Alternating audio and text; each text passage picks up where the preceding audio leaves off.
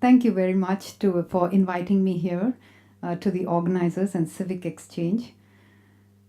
I'll just give you a brief background of where I come at the concept of walkability. I have worked almost most of my career in emerging markets in Asia. So from the cities, vibrant cities in India to the Middle East to China, and now I am based in Singapore. And I have worked both in the public sector in multilateral development banks as well as in commercial banks, and from the viewpoints of investors in infrastructure, and currently focusing on climate finance and sustainability. So my presentation today is titled Re-Strategizing the Walkable City. And so I will briefly allude to innovations in design, technology, policy, and finance that are enabling entirely new business models.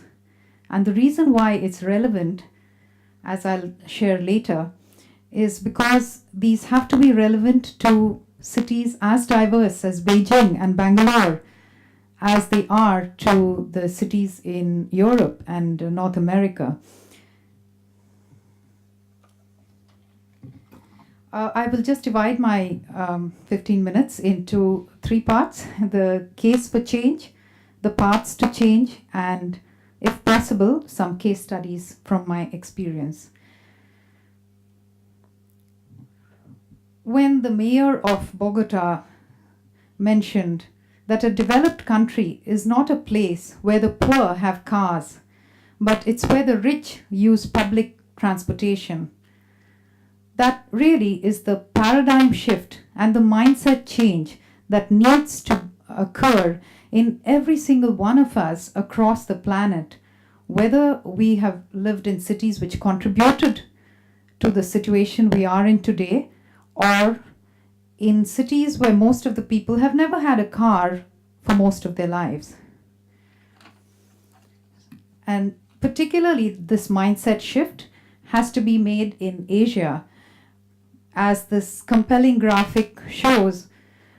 By the 80-20 rule, most of the population lives in very little of the covered area. And so there are more people living inside the circle than outside of it, and in cities. That's why it's very, very fortuitous that this presentation is in Hong Kong and in Asia for the very first time. Now, looking at the problems that people face, clearly weak infrastructure is a bottleneck to competitiveness and is required for economic growth. But in the process, this growth requirement is causing tremendous pressures on Asian cities. We are so familiar, from Bangkok to Delhi to Bombay to almost any of the cities. You're seeing clogged highways, polluted air, and encroached stormwater drains. Very often, walkability for the ordinary citizen is the least prioritized. But what is the cost and the effects on health, in emissions, and in quality of life? While affordability of mobility is key, we really want to contrast the situation with human-centric cities. And if you look at this picture, of course, the top 2 are from the developing markets, but we also show Singapore, which is a beacon for cities in Asia. And the picture on the bottom right is the park connector, where it's so amazing that you have connectors of cycling and walking pathways in an island, more than 200 kilometers of walking connected roads in an island with less than 200 kilometers of circumference. So the aim is for compact nodes connected by mass transit, and you're moving to a densified model where the urban population is really serviced not only by the MRT, but also by a variety of active mobility options that are possible when they are planned right. Clearly, urban sprawl and car-centric landscape is just too expensive an option, and the mindset change involves the compromises that everyone has to make and learn to live in smaller area and more dense area, but have a larger public space in which to interact and have those serendipitous interactions, which is what we live in cities for, but just do it in the public spaces. This is just a chart that depicts that the cities where MRT is very, very prominent, well developed, and compares them with those where cars are causing gridlock and there's a very little proportion of the transportation is done on public transit. But transit construction is costly, and it's not evidently within the reach of every large city at first glance, because it's also complex. It may involve a public-private partnership, which is difficult to, which needs capacity to implement, while the banks have capacity of risk capital, governments have no money, and the regulatory environment needs to be good. So what is the new vision? We need a new vision for a tech-enabled, sustainable, and highly walkable city, even in the developing countries in Asia. If climate change has to be mitigated, and so I just divided this into efficient, equitable, and enduring cities. So yes, the city has to be economically viable, but it also has to be socially sustainable and environmentally enduring. So we're talking about car light cities, maybe autonomous transit, autonomous parking, which is the adjunct to the mass rapid transit, which forms the backbone for the city. But even given the technological change, is it possible to think, like Singapore is considering, having centralized drop box schemes so that deliveries for small businesses don't all happen individually, but come together in a way that optimizes on how much transportation is required?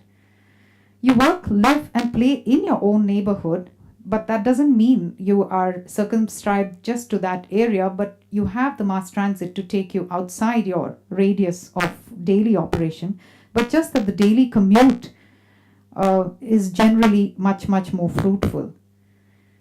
And environmentally sustainable, is it possible that the Internet of Things that enable smart buildings, maybe having drones for for routine maintenance, park connector projects, basically this new vision of a city which has to be not just for the very rich cities, but also the growing ones.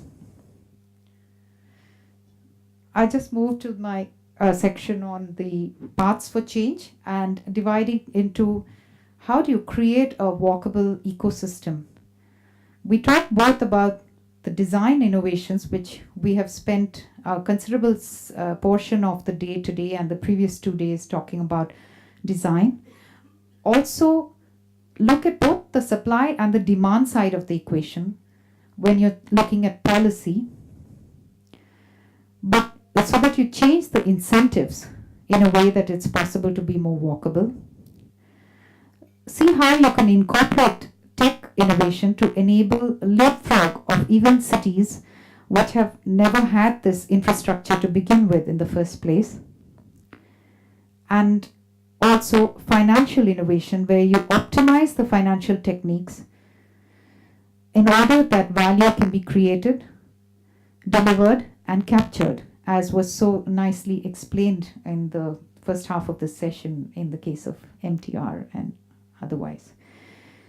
So, but most of all, using a programmatic approach with these tools that enable one city to copy from the successful experience of another city, and enabling this to catch wildfire so that more and more cities are walkable.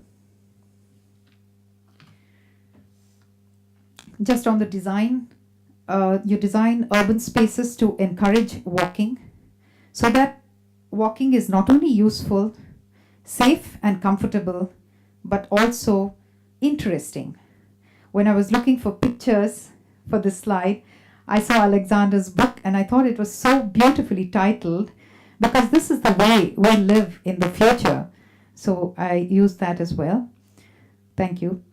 The high density urban core at the vibrant center with an open public space with multiple users, a walk-friendly urban landscape, and being open to ideas such as having a tax on unused or unoccupied homes. This is the compromise that will have to be done if we are to make a change in climate change.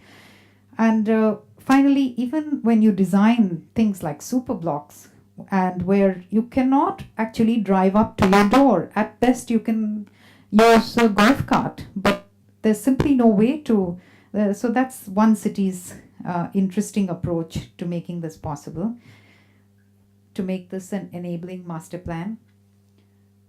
The policy tools, I just brought out a few, but there are many.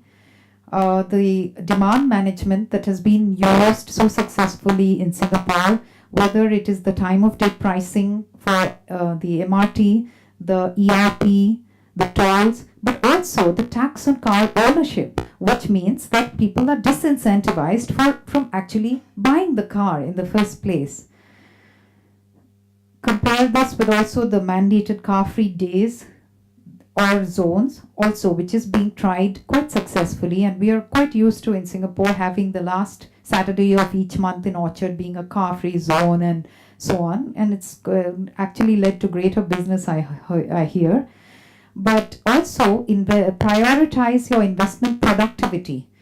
If there are missing links, there are bottlenecks, and if there are ways to upgrade the existing infrastructure to take into account the new technologies that have made this possible and the new behaviors as well, this is something that should certainly be included by planners. Importantly, see the leverage points, because having more than a certain 10-12% of your land allocated to the transport system is simply not viable. Optimize and co-develop and co-create and reuse the same channel in a way that it can be used by more than one piece of infrastructure.